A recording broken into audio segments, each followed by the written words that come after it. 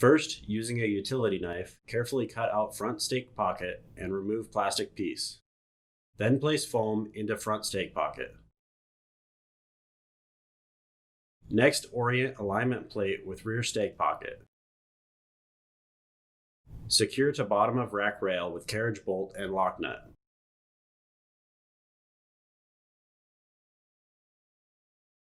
Place rack rail on bed rail with alignment plate in rear stake pocket. Then place long bolt with lock and flat washer through remaining hole in alignment plate and through hole in bottom of stake pocket. Remove rear taillight assembly and place clamp plate underneath stake pocket. Next, thread long bolt into clamp plate, then tighten. Refer to standard instructions to install rack rail to front stake pocket.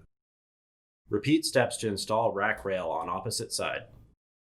For remaining rack installation, refer to standard instructions.